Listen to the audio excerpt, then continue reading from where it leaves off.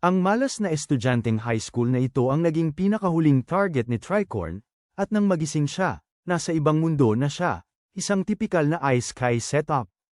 Ang hindi pa niya alam ay mayroon siyang napakagandang natatagong kakayahan, ang walang hanggang kabataan. Nagsisimula ang kwento sa isang mundo na may temang medieval fantasy, kung saan ang isang teenager na nagngangalang Rio ay nakahiga sa sahig ng isang maliit at sirang kubo. Walang laman ang lugar maliban sa ilang lumang libro at isang kutsilyo na nakapatong sa mesa. Wala siyang pakialam kay Rio, lumabas siya para huminga ng sariwang hangin sa bundok, at tumingin-tingin sa paligid. Ang nakikita niya lang ay walang katapusang mga bundok na nasa lahat ng dako. Nagi, itinaas niya ang kamay at mahina niyang binulong, tubig, magpakita ka. At parang magic, isang maliit na pool ng tubig ang sumulpot sa palad niya. Flashback sa ilang araw lang ang nakakaraan, bigla na lang nasumpungan ni Rio ang sarili na nakalutang sa isang maliwanag at walang hangganang kawalan. Naguguluhan, sinalubong siya ng isang anghel na mabilis na nakabasa ng kanyang iniisip, at tiniyak na hindi ito isang istasyon ng pagsusulit pagkatapos ng kamatayan. Ang anghel, na umamin na matagal na panahon na simula nang may bisita siya, ay parehong masaya sa kanyang pagdalaw at medyo nalulungkot dahil namatay si Rio matapos ang sikat na aksidente ng truck. Napagtanto ni Rio, nang maunawaan niya ang lahat, na nasa pila na siya para sa muling pagkabuhay. Diretso niyang tinanong ang anghel, na tinawag niyang Michael sa isipan, kung ano ang dapat niyang gawin sa susunod niyang buhay. Sinabi ni Michael na mabuhay na lang siya ayon sa gusto niya. Matagal nang gusto ni Rio ang isang payapa at simpleng buhay, kaya pagkatapos makatanggap ng pahintulot kay Michael, naghanda na siya para maipanganak ulit sa isang bagong, mahiwagang mundo na tinatawag na Fee. Ngunit bago siya pumunta, ipinaliwanag ni Michael ang mga pangunahing kaalaman. Isang ikalima lamang ng mga tao roon ang may kakayahang gumamit ng mahika, pero si Rio ay isa sa mga mapalad na iilan, na may natatanging kakayahan sa tubig. Dahil gusto ni Rio ng simpleng buhay, inayos siya ni Michael sa kagubatan ng Rondo, malayo sa mga tao, na may maliit na kubo at pagkaing pang 2 buwan na nakasalansan sa isang malamig na imbakan. Sa loob ng kubo, may 2 kapaki-pakinabang na gabay, isa tungkol sa mga halaman sa lugar na iyon, ang isa naman ay tungkol sa mga nilalang na maaaring makasalubong niya. At pagdating sa pag-aaral ng mahika, naalala ni Rio ang payo ni Michael. Ang kailangan lang ay imahinasyon at pagsasanay. Ligtas din siya sa mga halimaw sa kagubatan sa ngayon, dahil naglagay si Michael ng protection sa paligid ng bahay. Sinubukan niyang muli ang water magic, at sa isang isip lamang, nakagawa siya ng perpektong bola ng tubig sa kanyang palad, walang bulong, purong konsentrasyon lang. At sa totoo lang, napakagandang paghahanda ito para sa isang taong gusto lang magpahinga sa ibang mundo. Gamit ang isang mabilis na galaw ng kanyang mahika, tinakpan ni Rio ang batya ng tubig. Sa totoo lang, medyo nakakadiri kung iisipin, dahil ang tubig ay galing mismo sa kanya. At para mas lumala pa, nagyayelo ito. Ngayon, may bago na siyang problema, kung paano ito papainitin. Sinubukan niya ang tradisyonal na paraan, ang pagkiskes ng mga kahoy para makagawa ng apoy, pero pagkatapos ng ilang pagkabigo, sumuko na lamang siya at naghanap ng mas madaling paraan gamit ang mahika. Naalala niya ang kanyang mga klase sa chemistry noong nakaraang buhay niya, kaya't nagpas siyang paghiwalayin niya ang hydrogen at oxygen mula sa tubig, pero imbes na makagawa ng apoy, nagyelo ang lahat at naging yelo. Nakatitig sa yelo, biglang nagkaroon ng ideya si Rio. Ginamit niya ang yelo na parang salamin pampamagnify para mapagtuunan ang sikat ng araw, at dahil sa kaunting swerte, nagawa niyang magsimula ng apoy. Sa wakas, nagkaroon na siya ng mainit na tubig at nakapag-enjoy siya ng mahabang paliligo. Habang naliligo, unti-unting lumino ang kanyang isipan, at bigla niyang naisip na maaari pala niyang gamitin ang mahika para painitin ang tubig sa pamamagitan ng pagbaliktad ng proseso na kanyang ginawa para gumawa ng yelo. Pero iron na lang niya ang ganoong paraan sa susunod dahil ngayon, oras na para kumain. Habang kumakain, iniisip ni Rio ang kanyang limitadong pagkain. Alam niyang kailangan na niyang mangaso sa lalong madaling panahon, pero ang ideya ang pagpunta sa gubat ay nakakatakot sa kanya. Sigurado siyang ang maliit na kutsilyo na iniwan ni Michael sa kanya ay walang magagawa laban sa mga halimaw, kaya kailangan niyang magbukas ng mga makapangyarihang mahika. Kinaumagahan, sinimula ni Rio ang kanyang unang atake gamit ang mahika, isang water ball. Ngunit ang resulta ay hindi ka panipaniwala. Walang epekto ang pag-atake sa puno na kanyang tinitignan. Binago niya ang mahika, ginawang mas payat at matalas ang bola, halos parang pana. Pagkatapos ng maraming oras na pagsubok at pagkakamali, sa wakas ay nakapagawa siya ng simpleng water jet, ngunit kahit iyon ay hindi makakasugat sa puno. Hindi sumusuko si Rio, ginugol niya ang sumunod na araw sa pag-eksperimento gamit ang ice magic. Maingat niyang ginawa ang isang ice crystal na mabilis. Natutuklasan niyang mas mahirap palutangin ang yelo kaysa sa tubig. Gayunpaman, nagpatuloy siya ng maraming oras at kalaunan ay natutunan kung paano gumawa ng maraming kristal na yelo ng sabay-sabay. Pero ang problema lang ay hindi pa rin niya maituro ang mga ito sa kanyang target. Pagkatapos ng ilang araw na pagsubok at pagkamali, natutunan na ni Rio kung paano agad na bumuo ng mga kristal na yelo, pero wala pa ring sapat na lakas para ilunsad ang mga ito bilang panununtok. Sa kanyang antas ng bilis sa paghahanap ng pagkain, gumamit na lang siya ng kristal na yelo bilang pansamantalang pangulo ng sibat, at tumungo sa gubat. Sa pampang ng ilog, may nakita siyang mga kawarts at napangiti dahil alam niyang magagamit ito sa paggawa ng apoy kung sakaling maubusan siya ng mana. Habang naghahanap ng gamot, mga halamang gamot, sinasalakay si Rio ng isang halimaw, isang maliit na baboy ramo na itinuring siyang madaling biktima. Dumiretso sa kanya ang mabangis na hayop, at sandaling nanigas si Rio, na parabang napako ang mga paa sa lupa. Halos matapos na ang kanyang pakikipagsapalaran sa yelo bago pa man ito magsimula, ngunit sa huling segundo, ang takot na mamatay ulit ang nag-udyok sa kanya para tumalon palayo. Mabilis siyang nakapag-isip, gumamit ng mahika para ipagyelo ang lupa at mapabilis ang pagdulas ng baboy ramo. Sa gitna ng kaguluhan, nagsaman siya ng maraming matutulis na yelong patpat sa dadaanan ng baboy ramo, at natapos na ang buhay nito. Ang hirap ng sitwasyon ang nagpapakita talaga ng husay niya, dahil nagawa ni Rio na gamitin ang kanyang mahiwagang kapangyarihan sa tubig nang kailangan niya ito. Hindi naman masama ang ginawa niya, pero malayo pa ang kailangan niyang marating. Pag-uwi niya, binuklat ni Rio ang kanyang aklat ng mga halimaw at agad na nalaman na ang mga maliliit na baboy ramo ang pinakamahina sa lahat ng halimaw. Naglaan pa siya ng oras sa pagbabasa para makapaghanda sa anumang kaharapin niya. Nang makarating siya sa bahagi ng mga dragon, ang payo lang doon ay tumakbo kung sakaling may makita siya, hindi naman daw makakatulong yun dahil halos tiyak na mamamatay pa rin siya. Gayunpaman, sinabihan siyang subukan pa ring makatakas. Pagtalikod niya ng pahina, nakita niya ang akuma, isang mas masamang bangungot pa. Para sa halimaw na ito, wala man lang nagbibigay na payo kung paano makaligtas ang aklat. Ang sabi lang dito ay ipanalangin mong huwag kayong magkasalubong. Habang lalo siyang nagbabasa, lalong mukhang walang silbi ang aklat, pero pinagpatuloy niya pa rin. Iisipin mong ang huling pangangaso niya ang magpapapanatili sa kanya sa loob ng bahay magpakailanman, pero may limitasyon din ng oras na kaya ng isang tao na manatili sa loob. Kinabukasan, inayos niya ang sarili at lumabas ulit, handa sa anumang abutin niya sa mundong ito. At ang araw ay nagsimula ng may pag-asa dahil nakakita si Rio ng puno ng prutas. Ang unang kagat ay napakasarap na halos mawala ang lahat ng stress niya noong isang araw, pero hindi nagtagal ang swerte niya. Bigla na lang, isang mamamatay tao, sumisid ang lawin at bumagsak siya. Halata agad na mas malakas ang lawin sa kanya, at walang pag-asang manalo siya sa isang diretsahang laban. Gumamit pa nga ng hindi nakikitang mahika ng hangin ang lawin, kaya tuluyan siyang walang kalaban-laban. Naalala niya ang payo sa kanyang aklat ng mga halimaw, kaya sinubukan niyang tumakbo, pero imposibleng makalayo siya sa lawin. Nang marialisang hindi siya makatakas, humarap siya sa lawin. Gamit ang kanyang mahika ng yelo, nakulong niya ang ibon. Akala niya nanalo na siya, lumapit pa siya, pero nakawala ang lawin, sugatan pero buhay, nasira ang isang mata nito. Nang marialisang hindi pala siya mahina gaya ng inaakala nito, lumipad na ang lawin. Napaupo si Rio dahil sa ginhawa, nangangalit na ang nais niyang mabagal na buhay ay hindi naman pala mabagal. Pag-uwi niya matapos ang gulo, napagtanto ni Rio na lubos siyang naliligaw dahil sa mabilis niyang pagtakbo palayo sa lawin. Habang naglalakad siya sa gubat, may isang bagay na mas lalong nagpakaba sa kanya. Isang walang ulong dulahan na may usok na lumalabas sa leeg nito, kalmadong inaasikaso ang kabayo. Pero sa huli, nakauwi rin si Rio. Lumipas ang mga araw, patuloy siyang nagsanay at nagpahusay ng kanyang mga kakayahan.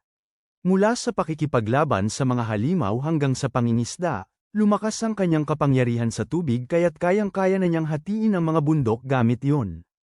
Patuloy siyang nagsusumikap para maging mas malakas, at unti-unti na siyang nasasanay sa bagong buhay na ito. Pero tuwing gabi, bumalik siya sa parehong lugar kung saan niya nakita ang dulahan, paulit-ulit na hinahamon ito hindi para manalo, kundi para marahil lumakas lang. Walang impormasyon tungkol sa dulahan sa kanyang Monster Compendium, kaya iniisip niya kung hindi kaya ito halimaw, o baka wala lang ito sa gabay para sa mga baguhan. Pagkatapos ng isa pang nabigong laban, inamin ni Rio na ang tanging dahilan kung bakit siya paulit-ulit na bumabalik ay dahil parang tinutulungan siya ng dulahan na lumakas. Isang gabi, pinanood niya kung paano gumawa ng espada na yelo ang dulahan, inaabot ito sa kanya na parang isang handog. Naunawaan ni Rio ang ibig sabihin nito, tinanggap niya ang espada, at pagkatapos noon, iniwan na siya ng dulahan ng mapayapa. Sa mga sumunod na araw, o marahil ay, mga linggo, sa wakas ay nakaranas si Rio ng katahimikan, ngunit hindi nagtagal ang kapayapaan. Isang araw, habang nagsasanay, nakakita siya ng isang pamilyar na figura. Bumalik ang mapaghiganti na lawin. Agad niyang napansin na kulang ito ng isang mata. Kaya walang duda na ito ang parehong lawin na nakipaglaban niya noon. Ngunit ngayon ay naging itim na itim ito, at mas malaki kaysa noong una, ibig sabihin ay umunlad na ito. Sumugod ito sa kanya, mas mabilis at mas malakas kaysa dati. Agad na tinawag ni Rio ang kanyang 5 patong na pader na yelo, ngunit binasag ito ng lawin na parang wala lang, kaya dali-dali siyang gumawa ng 10 patong na pader na yelo, pero nabasag din ito ng ibon. Sa pagkawalang pag-asa, sinalakay ni Rio ito ng maraming kristal na yelo, ngunit gumamit ang lawin ng isang uri ng mahika. Pagtutol para mawala sila at lumalapit sa kanya. Bigla na lang may naramdaman si Rio sa hangin, kaya tumalon siya sa gilid, at sa sandaling yon, naupos ang tungkod ni Rio dahil sa isang di inaasahang pagtama ng kidlat. Kaya sa gitna ng tensyon, kinuha niya ang espada na nakuha niya sa dulahan at hinabol ang lawin. Sa pagkakataong ito, gumana ang espada. Nakapag-iwas siya ng suntok, na nagpaurong sa lawin, pero hindi pa ito tapos. Sumugod ulit ang ibon sa kanya, at sa isang huling tusok, tinusok ni Rio ito gamit ang talam, at bumagsak ang lawin. Lumapit si Rio sa nabuwal na ibon, inaamin na ito ang isa sa mga pinakamatigas. Mga nilalang na nakilala niya. Napagtanto niyang ang lawin ay nag-evolve para lang sa muling paghaharap na ito, at bilang paggalang, hinayaan niyang mamatay ito sa kanyang kamay. Inilayo ang espada, pinanood niya ang pagpanaw ng lawin. Nagpatuloy si Rio sa kanyang paglalakbay, hindi na mamalayan na malapit si Dragon. Bigla na lamang may lumitaw na dragon at kinausap siya, at nabigla si Rio dahil naunawaan niya ang tinig ng dragon. Ang dragon, masaya dahil gumagana na ulit ang kanyang telepathy, ay nagtanong kay Rio kung nakakita na ba siya ng isang nag-evolve na lawin. Ipinaliwanag ni Rio na kakapatay niya lang ng isa. Nagulat ang dragon na natalo ito ng isang tao, kaya ipinakita ni Rio sa kanya ang espada. Agad na nakilala ng dragon ang espada bilang ang espada ng hari ng mga engkanto at tinanong kung ano ang nagawa ni Rio para makuha ito, pero wala namang alam si Rio. Nang makuntento na ang dragon, si Rio naman ang nagtanong. Nagkwentuhan silang dalawa hanggang gabi bago inanunsyo ng dragon na kailangan na nitong umalis. Pero bago sila naghiwalay, nagpakilala si Rio at sinabi rin ng dragon ang pangalan nito, Luan. Maganda ang takbo ng buhay ni Rio sa bagong mundo, napakaganda nga na tiningnan ulit ng anghel na nagre-reincarnate sa kanya ang kanyang mga tala sa langit at napagtanto nitong may malaking bagay siyang napalampas. May lihim na kakayahan si Rio na hindi pa napansin ni Angel ang kapangyarihan ng walang hanggang kabataan. Samantala, sa pampang ng ilog, may nakita kaming isang misteryosong batang lalaki na pula ang buhok na nakahiga sa buhangin malapit sa isang sira-sirang bangka. Maya-maya, biglang nagutom si Rio sa seafood, kaya naglakad-lakad siya papunta sa dalampasigan. Pero pagdating niya, nabigla siya sa sobrang laki ng nasirang barko. Mabilis siyang lumapit at nakakita ng isang lalaking nakahiga malapit sa sirang sasakyan. Lumuhad si Rio para tingnan ito at nalaman niyang wala na itong buhay. Pero may narinig siyang mahina at malapit na tunog, at natuwa siya dahil ito ang unang taong nakita niya simula nang pagdating sa mundong ito. Isang nakaligtas na nagngangalang Abel ang nakaalala ng mga pira-pirasong alaala ng isang napakalaking pusit na nilalang na sumalakay sa kanyang barko sa gitna ng isang malakas na bagyo, dahilan upang mahulog siya sa dagat. Ngunit nang magising si Abel, laking gulat niya nang makita ang kanyang sarili na nasa bahay ng isang estranghero. Litong-lito ngunit nagpapasalamat na buhay siya, mabilis siyang napabangon, nanlulumo habang hinahanap ang ibang mga nakaligtas. Nang matarante siyang lumabas, mas lalo siyang naguluhan, napagtanto niyang wala siyang kaalam-alam kung nasaan siya. Nang mga sandaling yon, tahimik na sumulpot si Rio sa kanyang likuran, ikinagulat ni Abel dahil kahit na veterano ng mandirigma, hindi niya man lang naramdaman ang presensya ni Rio, at nagtataka rin siya sa kakaibang pananamit nito, bagamat pinili niyang huwag na munang banggitin ito. Sa halip, nagpakilala siya ng maayos at nagpasalamat kay Rio sa pagliligtas sa kanya. Nauutal na sumagot si Rio na si Abel na lang ang buhay na nadatnan niya, at ang iba ay wala na. Mabilis na sinabi ni Abel na huwag itong isipin, na mga mapagsamantalang smuggler naman daw yun, pero bago pa siya makapagpatuloy, nag-ingay ang kanyang tiyan. Nauutal na tumawa si Rio at nagmungkahi na ipagpatuloy na lang nila ang usapan habang kumakain. Sumunod si Abel sa loob, pero agad na tinanong ni Abel ang kakaibang damit ni Rio. Ipinaliwanag ni Rio na wala na siyang ibang damit at walang materyales para gumawa ng bago. Kaya naman, parang wala lang na suhestyon ni Abel na bumili na lang siya, pero agad din siyang na-awkward, iniisip na baka mahirap si Rio para makabili ng bagong damit. Pero agad ding binawasan ni Rio ang pag-aalala ni Abel sa pagpapaliwanag na siya lang ang taong nakatira sa lugar na ito, kaya walang nagtitinda ng damit. Naging interesado naman si Abel, at tinanong kung nangangaso ba si Rio para sa pagkain. Tumango lang si Rio, at nagtanong si Abel kung ginagamit niya ang maliit niyang kutsilyo. Nakangisi, ipinakita ni Rio ang kahangahangang mahika niya sa tubig, binanggit na ang mahika ang pangunahing paraan niya sa pangangaso. Namangha si Abel, at ibinalita na halos kalahati lang ng populasyon sa mundo ang may kakayahang gumamit ng mahika, at siya, sa kasamaang palad, ay kabilang sa kalahating walang kakayahan. Nagulat si Rio dahil sinabi ng anghel sa kanya na 20% lang ng mga tao ang may kakayahang gumamit ng mahika. Pagkatapos, hiniling ni Abel kay Rio na dalhin siya sa dalampasigan dahil may mahalagang bagay siyang kailangang tiyakin. Habang pababa sila sa dalampasigan, biglang nagtangkang magpakabayani si Abel, sinabi kay Rio na manatili sa likuran niya kung sakaling may panganib. Kalmadong sumagot si Rio na hindi na kailangan, pero nagpumilit si Abel, maliwanag na ayaw niyang maging parang isang walang magawa. Pinayagan siya ni Rio na gawin ang gusto niya, at di nagtagal ay narating na nila ang nasirang barko, ngunit misteryosong nawala ang lahat ng bangkay. Naisip ni Abel na baka ang mga halimaw o ang dagat na ang gumawa noon. Pagkatapos ay medyo nahihiyang nagpasalamat ulit kay Rio, alam niyang siya rin sana ay ganoon kung wala ito. Medyo nag-alinlangan si Abel, binanggit na hindi niya nahanap ang kanyang hinahanap at ang prioridad na ngayon ay ang muling pagkikita sa kanyang mga kasamahan. Ang problema, ang bagyo ay nagpabagsak, ang kanyang barko, malayo sa timog, sa hindi niya alam kung saan, kaya't lubos siyang nalilito kung saan pupunta. Bigla namang nagliwanag ang mukha ni Abel, lumingon kay Rio at parang wala lang na tinanong kung gusto nitong sumama. Nagulat si Rio sa biglaang imbitasyon, at mabilis na ipinaliwanag ni Abel na kailangan niya ang tulong ni Rio para makabalik, at kapalit nito ay tutulungan siya ni Abel na makahanap ng disenteng trabaho sa syudad, isang trabahong hindi na niya kailangang magbihis na parang si Mockley. Matapos pag-isipan, pumayag din si Rio na gabayan si Abel pabalik. Nang gabing yun, tahimik na nakatayo si Rio, tinitignan ang kanyang pinaghirapan na halamanan, at nakaramdam ng kakaibang lungkot dahil sa pag-iisip na iniwan ang lahat ng pinaghirapan niya. Nang gabing yun, sinabi niya kay Abel na aalis siya para magpaalam sa isang mahalagang tao. Tumikim si Abel, halatang curious kung sino ang makikilala ni Rio sa gitna ng kailaliman, pero nagpas siyang huwag nang makialam, marahil alam niyang wala siyang pakialam. Pagkatapos, naglakad si Rio papunta sa lawa para hanapin ang walang ulong kabalyero, nakatayo sa tahimik na tubig. Ipinaalam niya na aalis siya sa kagubatan ng matagal. Nagpasalamat siya sa kabalyero sa lahat ng pagsasanay, pagkatapos ay dramatikong inilabas ang kutsilyo niya, nangangakong susubukan ang lahat ng makakaya niya sa huling pagkakataon. Walang imik, dahil nga walang ulo ang lalaki, inihanda ng kabalyero ang kanyang espada, handa nang makipaglaban.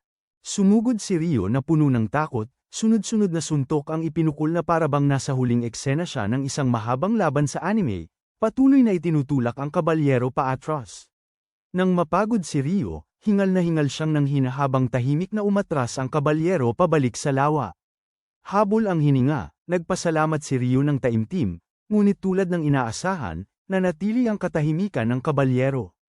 Paalis na sana si Ryo nang biglang lumingon ang kabalyero at mahiwagang ipinatawag mula sa tubig ang isang napakagandang baluti, tila isang pamamaalam na regalo.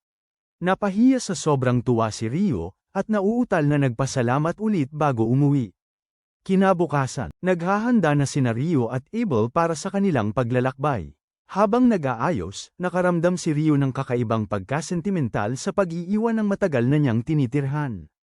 Maya-maya, nakasalubong nila ang isang ligaw na baboy sa kagubatan at mabilis na sinabi ni Abel kay Ryo na iwanan na sa kanya yon. Sumugod siya papalapit sa baboy, dala ang kanyang espada, at agad na ipinamalas ang kanyang kakaibang kasanayan sa pakikipaglaban na nakapagpabagsak kaagad sa hayop.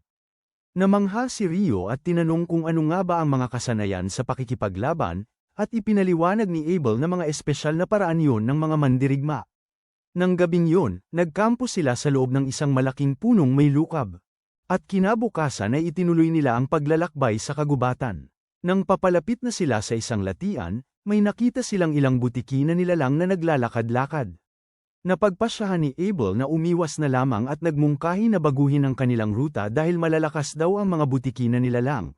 Pero kahit nagpalit na sila ng daan, naramdaman pa rin ni Ryo na may sumusunod sa kanila mula sa likuran.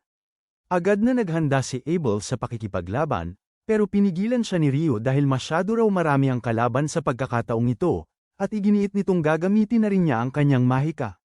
Nag-alinlangan si Abel dahil wala naman ang tungkod ni Ryo, pero natigilan siya nang bigla na lang nabaril ni Ryo ang 4 na butiki gamit ang mga sibat na yelo. Pagkatapos ng labanan, tinanong ni Abel si Ryo tungkol sa ang inusal niyang spell. Walang pakialam na sagot ni Ryo na isang ordinaryong icicle lance lang yon, pero giit ni Abel na limitado lang sa iisang atake ang mga kaibigan niyang wind mage, samantalang 4 na icicle ang walang kahirap-hirap na naitayo ni Ryo. Balewala yun kay Ryo, na nagmungkahi na baka limitasyon lang yun ng wind magic dahil normal lang daw yun sa water magic. Napagpasyahan ni Abel na huwag nang pagtuunan pa yun ng pansin, at iminungkahi na magpatuloy na sila sa paglalakbay. Pero bago sila umalis, gumawa si Ryo ng 2 basong yelo at pinuno yun ng tubig gamit ang mahika. Napansin ni Abel na iba ang inusal ni Ryo ngayon, pero mabilis itong tinakpan ni Ryo na parabang mali yata ang narinig niya kanina. Habang naglalakbay sila, binigyan ni Abel si Ryo ng barya at tuwang-tuwa si Ryo dahil daw ito ang unang beses na may hawak siyang tunay na pera. Natigilan si Abel dahil akala niya ay mahirap si Ryo, pero hindi niya inakala na ganito pala kahirap. Pagkatapos ay sinimulan niyang ipaliwanag kay Ryo ang 3 pangunahing bansa sa gitnang lalawigan, ang kaharian ng Knightly, ang imperyo ng Dabo, at ang federasyon ng Handalo. Agad namang kinutya ni Ryo ang imperyo ng Dabo dahil nakakatawa raw ang pangalan nito, at habang patuloy siyang nagbibiro tungkol sa katawa-tawang pangalan ng imperyo, nakarating sila sa isang malawak na palaruan. Ngunit bigla na lamang gumalaw ang isang bato malapit sa kanila, kaya't pareho silang nagulat. Dali-daling binunot ni Abel ang kanyang espada at pinutol ito sa 2, at mabilis namang lumikha si Ryo ng hadlang na tubig para sa mga papadating na bato. Natanto ni Abel na may takot na hindi sinasadyang napasok na sila sa pugad ng mga golem na bato. Nagtataka, itinanong ni Ryo kung hindi ba dapat mas humanoid ang mga golem, pero napagpasyahan ni Abel na may mas malalaking problema silang kailangang harapin. Sumugod si Abel at sinuntok ang pinakamalapit na golem, ngunit laking gulat niya nang agad itong gumaling. Agad na gumanti ng putok. Mabilis na umatras si Abel, napapakamot sa ulo, at binabalaan si Ryo na walang gaanong epekto ang karaniwang pag-atake sa mga yon. Ngunit, biglang may naisip si Ryo. Mula sa ere, nagpatawag siya ng isang malaking tipak ng yelo, at basta na lang ibinagsak yun sa mga golem, na dinurog ang mga ito. Halos malaglag ang panga ni Abel sa gulat, dahil hindi pa siya nakakakita ng ganoong kabisang mahika. Si Ryo, na lubos na nasiyahan sa sarili, ay inulit ang paggamit ng malaking tipak ng yelo ng ilang beses pa, at walang kahirap-hirap na natanggal ang natitirang mga golem.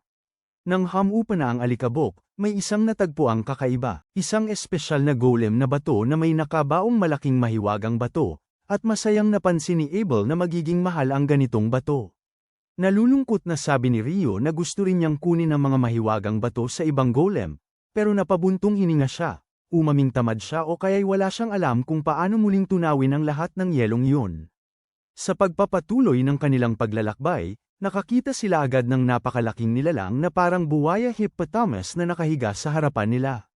Namangha si Abel, tinawag niya itong isang higanti, isang napakabihirang at makapangyarihang halimaw na nabalitaan lamang niya sa mga alamat. Masiglang tinanong ni Rio kung manghuhuli ba sila nito, pero mabilis na umiling si Abel, pinipilit na wala silang pag-asa. Nang bigla na lang, isang grupo ng mga wyvern ang sumugod mula sa itaas, agad na nakakuha ng atensyon ni Rio. Tuwang-tuwa siyang masaksihan ng isang makapigil hiningang labanan ng mga halimaw.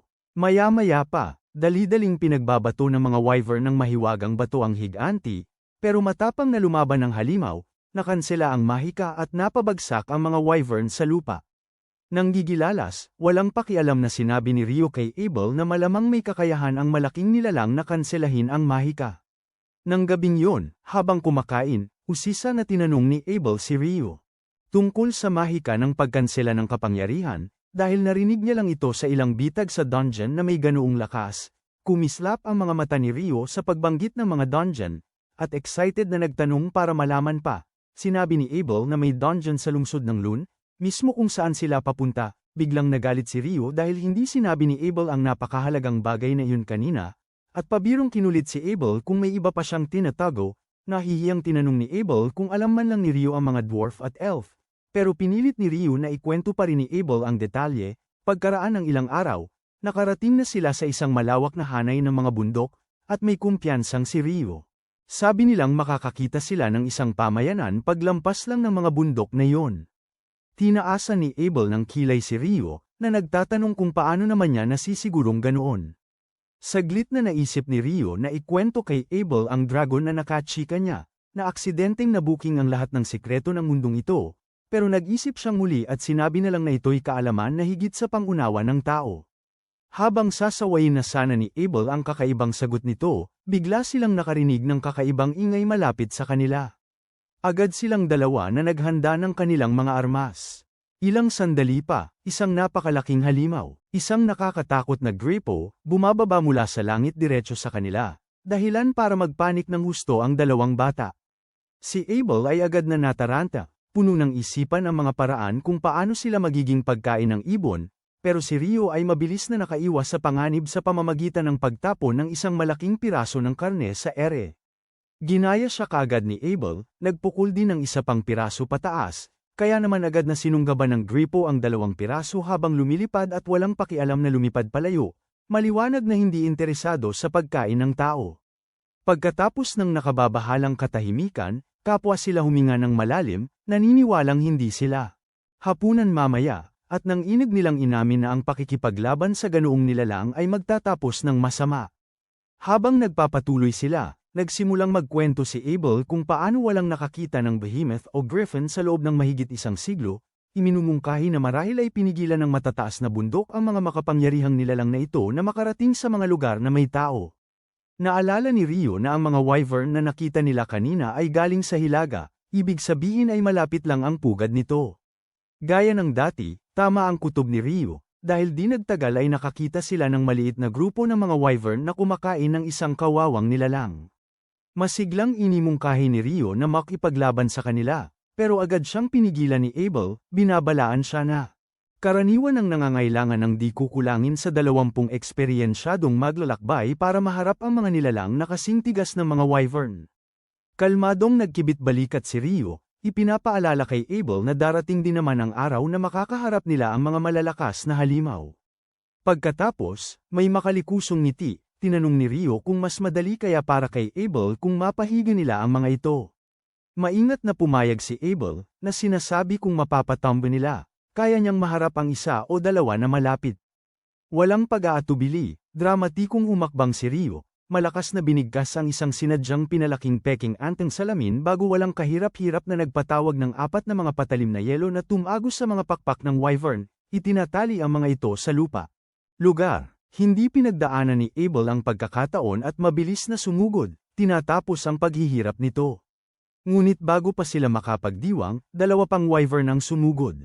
Agad na gumawa si Rio ng mga ice eagles, walang magarbong pagbulong. Napansin ito ni Abel, nagsusuring tumingin kay Rio, pero napagpasyahang tanungin na lang mamaya.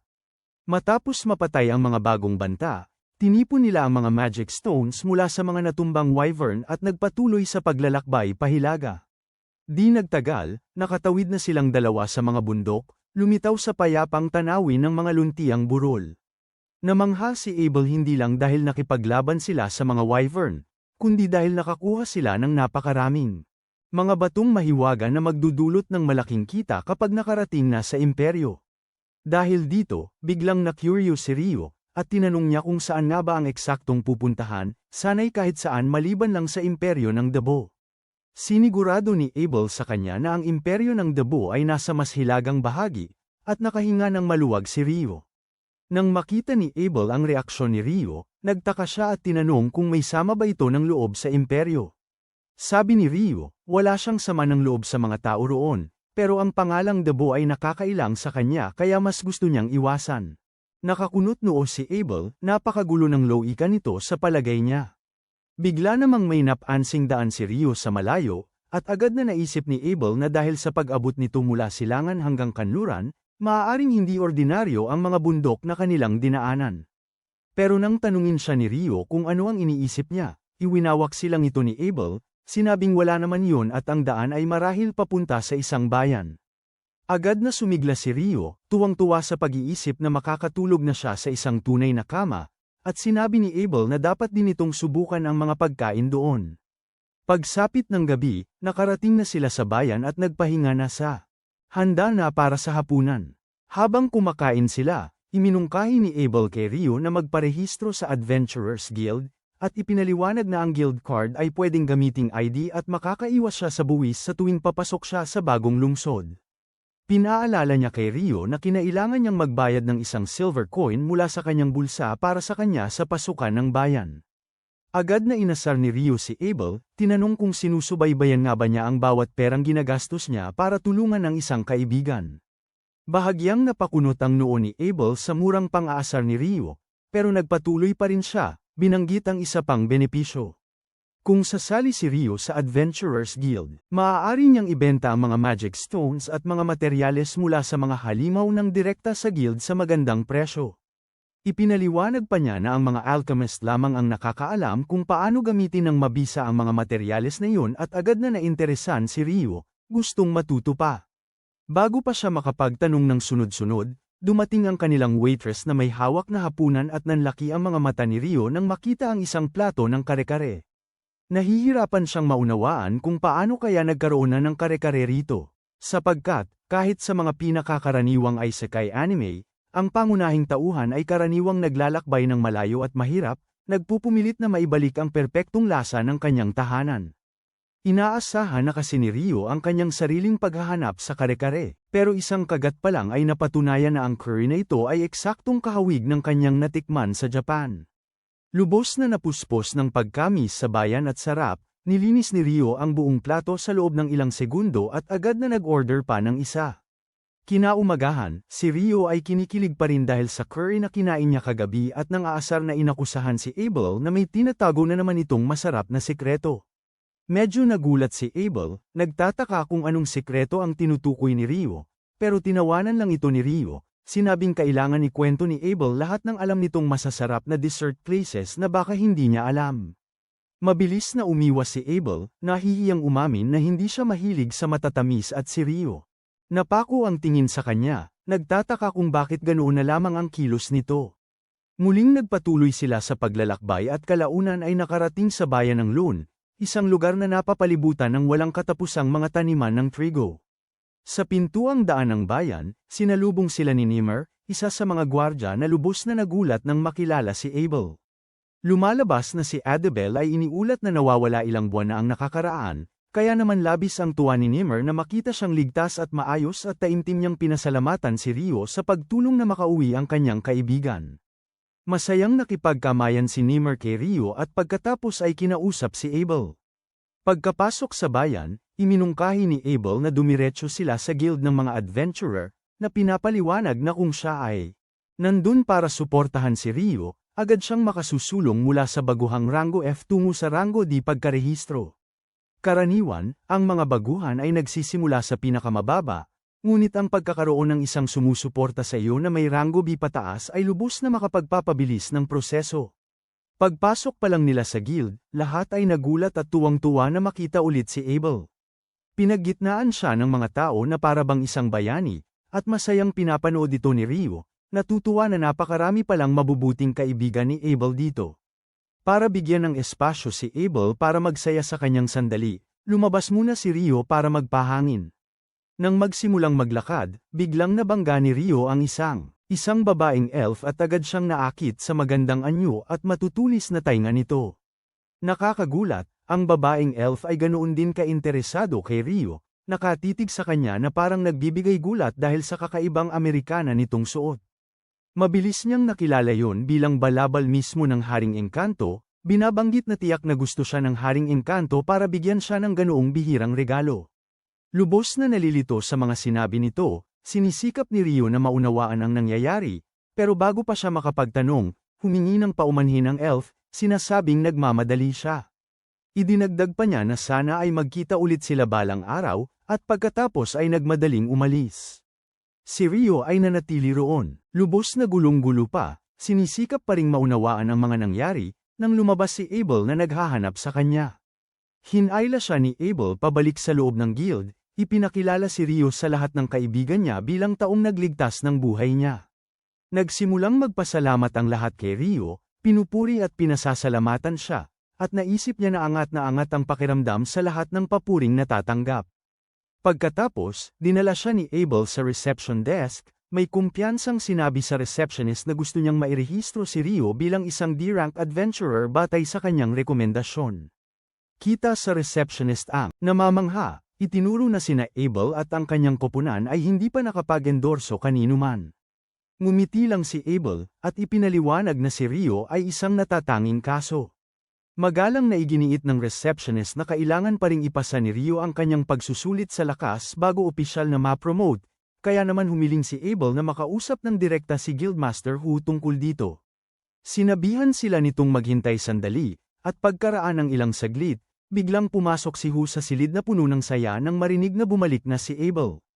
Ipinakilala ni Abel si Rio sa Guildmaster, at humiling na bigyan si Rio ng pagsusulit para sa pag-promote. Binanggit ni Hu na kakailanganin nila ng patunay ng lakas ni Rio para na yon, at casual na sinagot ni Abel na mas malakas pa si Rio sa kanya, dahilan para lubos na magulat ang Guildmaster. Mabilis na pinatunayan ni Abel ang sinabi niya sa pamamagitan ng paglabas ng lahat ng mga batong mahiko na nakalap nila mula sa mga wyvern, at agad na nagpanik si Hu. Sinabi niya na ang dami ng mga bato ay nagpapahiwatig na nakapatay na sila ng napakaraming wyvern na maaaring magdulot ng panganib sa buong bansa. Kalmado siyang tiniyak ni Abel na walang panganib ng pag-atake dahil sa timog ng Malefic Mountains nila na panghuli ang mga wyvern.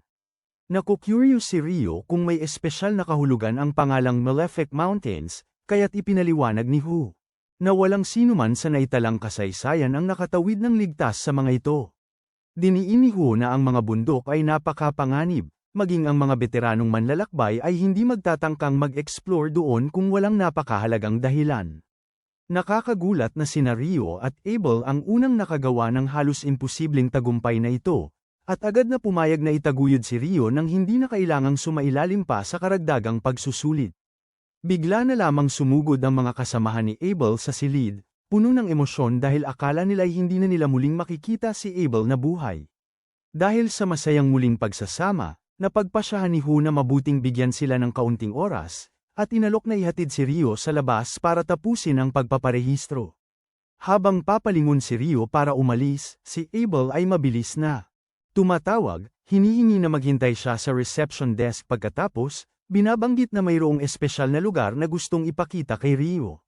Pagkatapos, inihatid ni Hu si Rio papunta sa opisina niya, ipinaliwanag na ang grupo ni Abel, na kilala bilang Crimson Sword, ay kabilang sa pinakamalakas at pinakamagalang na mga grupo ng adventurer sa bayan. Hindi naman nagulat si Ryo doon, kahit na hindi pa rin siya sigurado kung karapat-dapat nga siya agad sa D-rank. Nakita ito ni Hu, kaya sinigurado niya kay Ryo na kahit malakas si Abel, ang pagkatalo man lang sa isang wyvern ay lampas na sa kaya nito, kaya malinaw sa kanya na malaki ang naging papel ni Ryo sa pagkatalo sa mga wyvern. Nang mga oras na yon, pumasok ang receptionist sa opisina na may dalang ang mga gamit na kailangan para sa pormal na pagpaparehistro ni Ryo. Nagpaalam agad si Hu, sinabing may tambak siyang papeles na inaasikaso, iniwan si Ryo sa babae.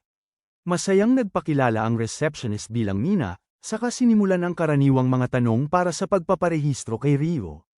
Ipinaliwanag niya na pwede nitong gamitin ang tuluyan ng guild ng hanggang 300 araw mula sa pagpaparehistro, pagkatapos ay kailangan na nitong maghanap ng sarili nitong matitirhan. Sunod, sinabihan siya nito tungkol sa isang training course sa paggalugad ng dungeon na inaalok ng guild sa mga bagong adventurer. Agad na nagpakita ng interes si Ryo na sumali sa kurso, at sinabi ni Nina na pumunta siya sa bulwagan ng pagpupulong pagkalipas ng 2 araw, alas 9 ng umaga ng eksakto. At sandaling natigilan si Ryo dahil hindi niya akalaing may mga orasan pala sa mundong ito. Pagkatapos, ipinagpatuloy ni Nina ang pagpaparehistro. Inutusan niya si Ryo na ilagay ang kamay niya sa kristal na aparato sa mesa. Nang gawin niya ito, isinagawa ng aparato ang pagkuha at paglilipat ng kanyang biometrics papunta sa isang metal na plaka na nakapatong dito, na naging opisyal niyang guild card. Binati ni Nina si Ryo, formal na tinanggap siya bilang isang rehistradong adventurer, at pagkatapos ay sabay silang lumabas ng opisina. Maya-maya pa, sinama ni Abel si Ryo para mamasyal sa bayan, binanggit na gusto sana niyang para bilhan siya ng mga bagong damit at ang tungkod niya bilang bayad sa pagsama sa kanya pauwi ng ligtas sa kanyang bayan. Masayang tinanggap ni Ryo ang mga damit, pero nagtaka kung bakit kailangan niya ng tungkod. Ipinaliwanag ni Abel na lagi namang gumagamit ng tungkod ang mga salamangkero sa paggamit ng mahika, pero sinabi ni Ryo na kaya naman niyang gamitin ang mahika ng maayos kahit wala. Ipinaliwanag din niya na mas gusto niyang gumamit ng espada kapag malapit ang laban, kaya walang silbi sa kanya ang tungkod. Nagulat si Abel dito, at mas nagulat pa nang sabihin ni Ryo na ang maliit na kutsilyo na daladala niya ay ang ginagamit niya palang espada. Ipinagkibit-balikat na lang yun ni Ryo at sinabi na, mas higit pa sa kagamitan, ang tunay niyang kailangan ngayon ay mga tiyak na impormasyon kung paano gumagana ang mga bagay-bagay sa mundong ito. Maya-maya, nalaman ni Ryo na ang mundong ito ay gumagamit ng parehong sistema ng pagsukat ng oras tulad ng daigdig, oras, araw, linggo, buwan, at maging ang metric system. Napagtanto niya na mayroong isang taong nagmula sa daigdig na napadpad dito noon pa man at nakaimpluwensya sa sistema ng pamumuhay, na nagpapaliwanag sa lahat ng pamilyar na bagay na kanyang nakikita. Nang mga sandaling yun, bumalik si Abel mula sa tindahan matapos bayaran ang lahat ng pinamili ni Ryo, at masayang ibinalita na ang pinakamasayang bahagi ng araw ay darating pa lamang. Ginabayan naman ni Ryo ni Abel papunta sa isang malaking tuluyan kung saan naroon ang lahat ng kanyang mga kaibigan mula sa guild. Nagkakatipon, nagsasagawa ng masiglang pagdiriwang para sa ligtas na pagbabalik ni Abel. Nagsasaya sila hanggang gabi, kaya napagod si Ryo, kung kaya kinabukasan ay kailangan pa siyang gisingin ni Nena para ipakita ang kanyang tutuluyan. Dinala siya nito sa isang silid kung saan may 2 ng bagong adventurers na nag-aayos ng gamit. Ang lalaking blonde ang nagpakilala bilang ito at ang lalaking kayumanggi ang buhok bilang Niels. Pareho silang masayang bumati kay Ryo, at pagkaalis ni Nena, agad na nagsimulang purihin ni Niels si Nena kung gaano niya ito kagusto at kung gaano ito ka-cute. Agad namang pinigilan siya ni ito, na ipinaalala na wala si Nena sa kanyang league. Pagkatapos ay si ito, kakausapin si Ryo, at ikukwento ang buhay sa mga dorm ng guild. Pagkaraan ng ilang sandali, babalik si Nena, kasama ang isang baguhang mukhang kinakabahan na nagngangalang Amon. Dahil sa kanyang kabataan, tinanong nila ang edad niya. Nahihiya namang sinabi ni Amon na 16 na siya, pero dahil sa kamakailang pagpanaw ng kanyang mga magulang, nagpas siyang maging adventurer na siya para mabuhay. Maalalang hiniling ni Nena na pakisamahan si Amon, at pinaalalahanan sina Ryo at Amon na sumama sa kanya sa bulwagan kinabukasan para sa kanilang pagsasanay sa paglalakbay sa dungeon. Kasabay nito, si Abel, masayang ikukwento sa kanyang mga kasamahan ang lahat ng hindi kapani-paniwalang mga bagay na nakita niyang ginawa ni Rio, na walang kahirap-hirap na gumagamit ng mahika kahit wala ang kanyang tungkod, sinasaksak ang mga wyvern gamit ang mga patak ng yelo at dinudurog pa nga ang mga golem na bato gamit ang napakalalaking tipak ng yelo. Si Lin, ang mapagdududahang miyembro ng grupo, ay tinatawanan ang mga kwento ni Abel na imposible, na pinagtatalunan na ang mahika ay hindi gumagana sa ganoong paraan dahil sa mga limitasyon gaya ng sakop at distansya, pero mariin namang iginiit ni Abel na totoo ang lahat ng sinabi niya. Pero pagkatapos ay may isa pang miyembro ng grupo na si Ria ang nagkomento na may pag-iisip na mayroon lamang isang mage na nakarinig nilang gumamit ng mahika na may ganoong laki. At siya ang alamat na Inferno Magician. Pero dahil walang nakasaksi mismo sa kanyang nakakabaliw na mahika, ang mga gawa niya ay nananatiling mga alingaw-ngaw lamang. Maging dahilan nito ng sandaling pag-aalala. Kung si Rio nga ay ganoon kalakas, ano ang mangyayari kung siya ay sumalungat sa kanila o mas masahol pa?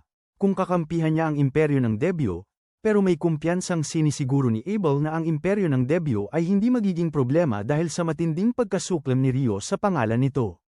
Samantala sa tinutuluyan nila, si Rio ay nagbibiro at tumatawa kasama ang mga kasama niya sa kwarto, namamangha sa napakalaking pagbabago ng kanyang buhay. Biglang makalipas ang ilang araw, natapos na nina Rio at Aman ang kanilang speedrun dungeon exploration class para sa mga baguhan, at inihayag ng kanilang instructor na pupunta sila sa unang palapag ng dungeon ngayong hapon. Halatang kinakabahan si Aman sa kanyang unang karanasan sa dungeon, pero kalmado siyang sinabihan ni Rio na kumalma, dahil kung magpapanik siya ngayon, mapapagod lang siya bago pa man makapasok. Pagkatapos ay tinanong ng instructor ang grupo kung may mga katanungan pa, at agad na tinanong ni Rio kung posible bang mag-teleport diretso sa mga palapag na natapos na nila.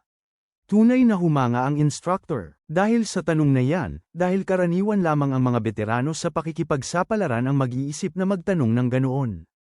Ipinaliwanag niya na may ilang piitan sa dulong timog kung saan ang mga pakikipagsapalaran ay maaaring madaling lumipat sa pagitan ng mga checkpoint, ngunit sa kasamaang palad, ang piitan ng mga baliw ay walang ganoong kakaibang paraan.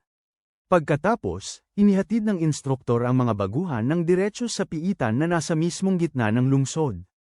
Ipinakita niya na ang lungsod mismo ay literal na itinayo sa paligid ng piitan, at idinagdag pa na bawat ilang taon ay tumataas ng husto ang bilang ng mga halimaw sa loob, kung minsan ay umaabot pa nga sa labas ng lupa.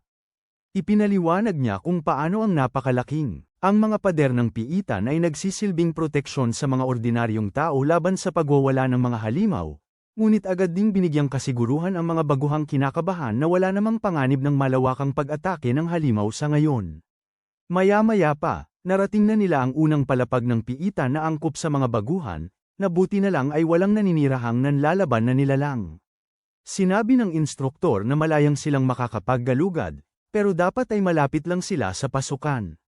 Nagpares si Rio kay Iman, at halos agad, nakaramdam si Rio na may papalapit.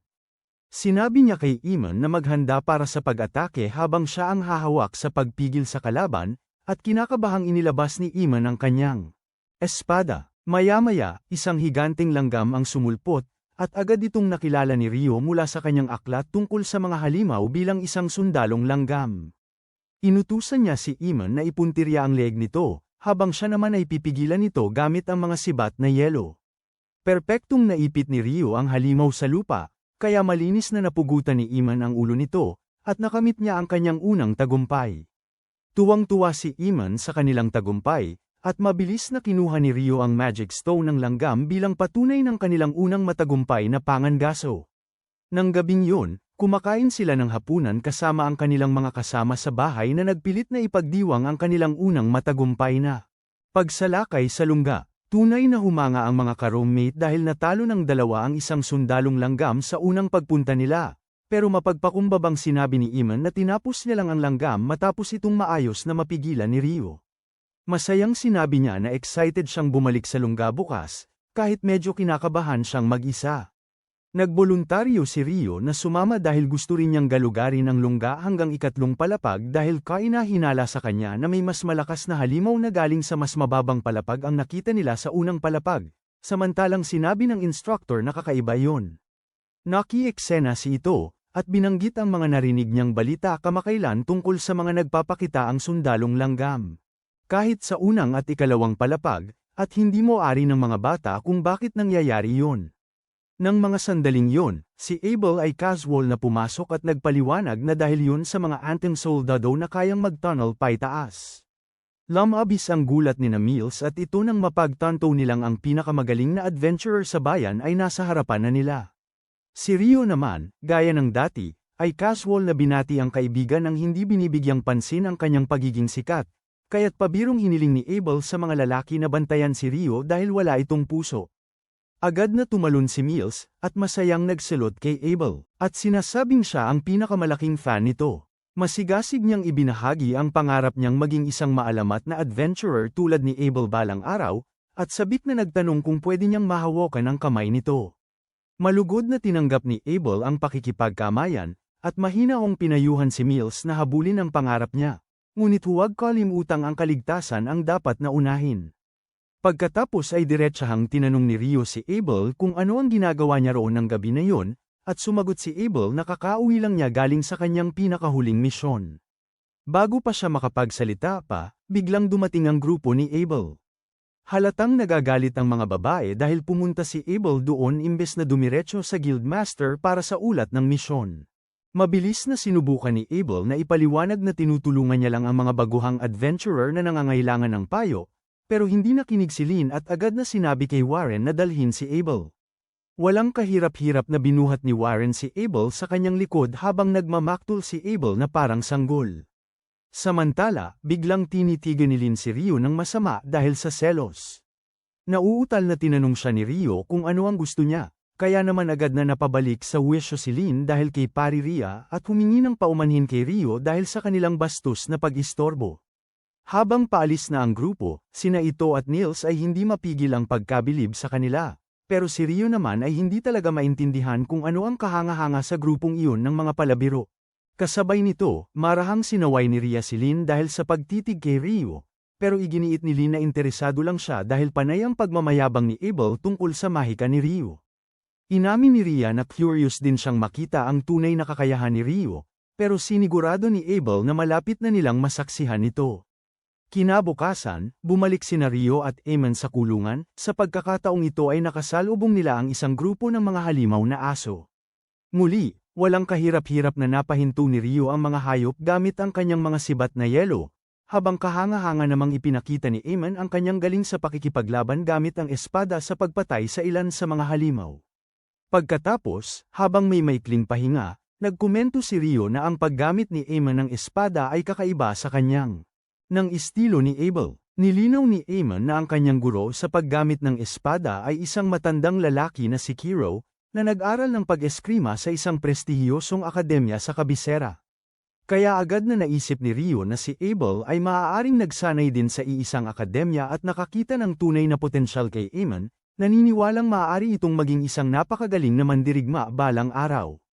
Napahanga si Eamon na marami palang alam si Rio tungkol sa paggamit ng espada kahit na isang mage ito.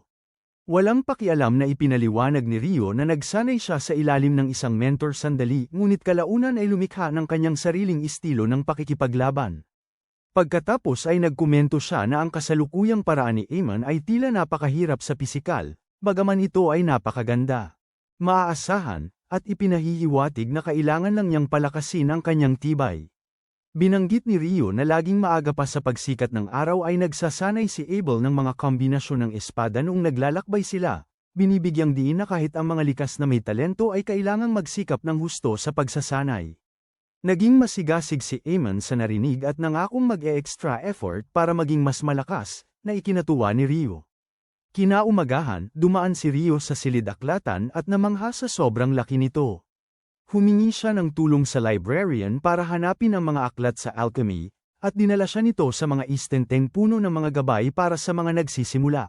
Ang dami ng pagpipilian ay nakaka-overwhelm sa kanya, kaya nagpas siyang huminga muna ng sariwang hangin si Rio para maaliwalas ang isipan. Pero habang ginagawa niya ito, biglang nagdilim ang lahat na parang total solar eclipse, tinakpan ang buong syudad, at napanganga siya sa gulat sa langit. Saglit lang, napagtanto niyang may kakaibang nangyari. Biglang nawala ang lahat ng tao sa paligid niya, Iniwan siyang mag-isa sa nakakapangilabot at nakakabahalang kapaligiran. Nang mga sandaling yun, nakaramdam siya ng panganib na papalapit sa kanya mula sa likuran. Kusang loob siyang umikot, at gumawa ng makapal na harang na yelo sakto para maitaboy ang sobrang lakas na.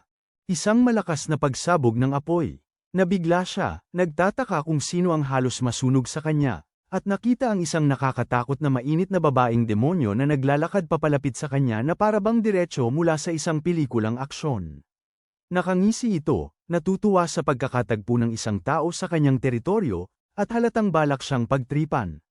Agad na napagtanto ni Rio na nakaharap na siya sa isang tunay na demonyo, at tiyak na ito na ang pinakamalakas na kalaban na nakaharap niya mula nang makarating sa mundong ito. Pinag-isipan niyang tumakas sandali, pero napagtanto niyang imposibleng makatakas sa kakaibang dimensyong ito kahit anong gawin niya. Kinagat niya ang kanyang labi, nagpasya siyang ang tanging paraan na lang ay lumaban. Walang pag-aalinlangan, nagtayo siya ng mga pader na yelo sa paligid niya bago pa man makapagpalabas ang babaeng demonyo ng isa pang nakakamatay na alon ng apoy. Napanatili ng kanyang mga panangga ang matinding apoy, ngunit biglang nagbago ng taktika ang demonyo, nagpakawala ng isang di nakikitang bala ng hangin na walang kahirap-hirap na some-air sa mga dingding yelo ni Rio, ngunit tumalbog lamang ito nang walang pinsala sa kanyang balabal. Hindi makapaniwala ang mainit na demonyo. Nagtataka kung paano napigilan ng isang damit na gawa ng tao ang kanyang pag-atake, ngunit nang mas maigi niyang tingnan ay napagtanto niyang ang balabal ni Rio ay ang balabal pala ng Haring Engkanto, kinikilala na siya ay isang mage na may malaking kakayahan at kapangyarihan upang magkaroon noon. Dahil sa bihirang gamit niya at nakayanan ng mga pag-atake nito, napagpasyahan niyang gagamitin na lang ang espada para sugatan ito sa halip na manalig sa mahika. Natawag din ni Rio ang kanyang yelong espada para salubungin ang pag-atake ng demonyo, agad na nagdepensa habang ang mabangis na babae ay paulit-ulit siyang tinutulak. Napakabilis nito, nagpipilit kay Rio na umilag ng husto dahil isang nakamamatay na paghampas ang halos tumama sa mukha niya. Nakakita siya ng tsansa at gumanti gamit ang isang ulan ng mga yelong sibat, pero magaan lang na naiwasan ng demonyo ang bawat isa, at hindi napansin ang eclipse. Unti-unting nawawala ang kanyang lakas habang nagsasaya siya. Kasabay noon, napagtanto ni Rio na ginagamit niya ang mahika ng hangin para mapabilis ang kanyang galaw at bigla siyang sumugod para sa isang malakas na pag-atake. Madali at nakakagulat na naiwasan ni Rio ang kanyang pag-atake dahil kahit mabilis siya, ang kanyang kasanayan sa pakikipaglaban ay hindi man lang umabot sa tindi ng kanyang pagsasanay noon. Natigilan ang demonyo sa gulat, tunay na humanga, at nagtanong kung sino siya at bakit may suot na balabal at espada ng hari ng mga engkanto. Sa inis, lumikha siya ng isang nag-aapoy na bola ng apoy para sunugin siya. Pero walang kahirap-hirap na napawalang bisa ni Rio ito gamit ang isang napapanahong sibat na yelo. Lubos itong nagpagalit sa kanya at nagpas siyang tapusin si Rio agad ang demonyo, na napagtanto nitong magiging banta siya sa pagkain kung magtatagal ang laban. Isang mabagsik na pag-atake ang pinakawalan nito. Pero nanatili namang kalmado si Rio, maayos na naiilagan ang mga pag-alit nitong pagsalakay. Nakakita siya ng tiyempo at bamalas ng matindi, na ikinatulala ng demonyo. Agad na sinamantala ni Rio ang pagkakataon, at nagpaulan ng mga matutulis na spike ng yelo, na naglalayong tapusin ito. Mabilis namang binalot ng demonyo ang sarili sa nag-aapoy na mga apoy, tinutunaw ang mga sibat na yelo bago pa man makalapit sa kanya. Pero habang lumalakas ang walang humpay na pag-atake ni Rio, napipilitan siya upang magtawag ng matataas at makapal na pader na bato bilang karagdagang proteksyon. Ngunit si Rio ay agad na nakakita ng paraan, binago ang kanyang diskarte gamit ang malalakas na agos ng tubig na parang matatalim na kutsilyo na walang kahirap-hirap na tumatagos sa mga batong harang, at nakapinsala sa kanya ng ilang beses. Nagulat siya dahil ang mga atake nito ay nakakasakit sa kanya. Ngunit buti na lang ay bulag-bulagan ang pag-atake ni Rio dahil sa makapal na usok na humaharang sa kanyang paningin. Sinamantala niya ang pagkakataon, sumugod si Rio para tapusin ang laban, ngunit ang demonyo ay mabilis na sumalubong sa kanyang pag-atake. Habang nagbabanggaan ang kanilang mga espada sa ere, nabigla si Rio nang makita niyang mabilis na naghihilom ang mga sugat ng demonyo sa harap mismo ng kanyang mga mata. Ang kanyang sandaling, ang pagkagambala ay nagbigay sa kanya ng tsansang makapagbigay ng malakas na suntok, na ikinabagsak niya ng malakas sa malapit na gusali. Habang handa na siyang tapusin ito, nakaramdam siya ng mga patak ng ulan sa balat. Naguguluhan, tumingala siya, nang may isang napakainit na patak ng ulan ang tumama sa kanyang pisngi, mas mainit pa sa kumukulong tubig. Napasigaw siya sa sakit at agad na binalot ang sarili sa isang proteksyon na kakon na bato. Habang hinihintay na hamupa ang napakalakas na ulan, habang si Rio naman ay dahan-daang lumalapit, pinag-iisipan ang susunod niyang gagawin. Bigla na lamang sumabog ang babaeng demonyo na parang apoy, at winasak ang lahat ng nasa paligid. Dahan-dahan siyang lumapit, papuntang Rio na may balak na saktan siya, ngunit biglang nagsimulang mawala ang eclipse, at nang tumama ang sikat ng araw sa kanyang espada, ito'y nabasag na parang bula. Bigla siyang huminto, nag-face ng inis at mapait na nagsabi na kailangan nilang tapusin ang laban sa ibang araw. Nanunuya si Rio, sinabihan siyang bilisan at umalis na. Nakakagulat na hindi naapektuhan sa inasal ni Rio, ipinakilala ng demonyo ang sarili bilang Lenore at casual na nagtanong ng pangalan nito. Ayaw na ayaw man, sumagot si Rio, halatang ayaw na niyang makipag-usap pa sa isang demonyo. Naintrigue si Lenore dahil halatang alam ni Rio kung ano siya, para mapagsisihan niya ang pakikipaglaro kanina imbes na patayin na lang siya agad. Sinabi niya rito na balang araw magkakaroon sila ng paghihiganti, bagamat posible munang makasalubong nito ang ibang demonyo. Binalaan siya nitong huwag mamatay sa kamay ng mahina, dahil kapag nagkita ulit sila, mas magiging malakas na siya, at sa susunod ay hindi na siya magdadalawang isip na tapusin ito. Nakaramdam ng takot si Rio, pero biglang nawala ang eclipse at bumalik ang lahat sa dati, walang bakas ng kanilang paglalaban. Nanginginig, napagpasyahan ni Rio na bilhin na lang ang mga libro at magpahinga. Dumiretso siya sa bangko para bawiin ang malaking halaga ng tumpok ng mga barya na kinita niya sa pagbebenta ng lahat ng Wyvern Magic Stones na yon. Pagkatapos, dumaan siya sa dorm, umaasang makakausap ang mga roommate niya, pero nang malaman niyang wala sila, paalis na sana siya nang makita niyang napipilitan at inaaway sila ng isang grupo ng mga Dutch bag adventurer. Pinagmumura ni Nels at ito ang leader, isang malaking bastos na si Dan, dahil sa duwag na pag-aabang sa kanila habang sugatan pa sila. Pero ngumisi si Dan at sinabi na wala ring awa ang mga halimaw sa kanila kapag namatay sila sa dungeon. Bigla na lang nawala ng malay ang mga kasama ni Dan nang tahimik silang mapag-apuyan ni Rio, at kalmadong sinabi ni Rio kay Dan na tama siya, pero siguro dapat sundin din minsan ang sariling payo. Kinaasar niya si Dan, tinatanong kung tatakas na ba ito ngayon dahil mahimbing na ang mga kasama nito. Nagalit si Dan at sumugod kay Rio, pero nakailag ito at naihampas ang hawakan ng espada nito sa tiyan ni Dan, dahilan para masukan nito ang kinain nitong almusal. Agad na inasikaso ni Rio ang mga sugatan niyang kaibigan, at sinaway sila ng mahina dahil kailangan nilang maging mas matatag para hindi na sila maabyutan ng mga walang kwentang gagamba. Gayunpaman, napagpasyahan niyang nararapat silang magpahinga. Sama-sama silang nagpunta sa paliguan publiko kung saan ginamon nito, ang pari roon, ang malalim na sugat na dulot ng wind bullet ni Leonor. Habang nakaupo silang lahat at nagbababad sa tubig, napakialam ang kanilang kuryosidad, at sinimulan nilang sunod-sunod na tanungin si Rio kung sino ang posibleng makasakit sa isang kasing lakas niya. Naisip ni Rio na banggitin ang demonyo saglit, pero agad niyang binawi dahil sa ngayon, ang pahinga ang mahalaga at pwedeng maghintay ang lahat ng iba pa. Salamat sa panunood. Mag-subscribe para hindi ma-miss ang susunod na bahagi.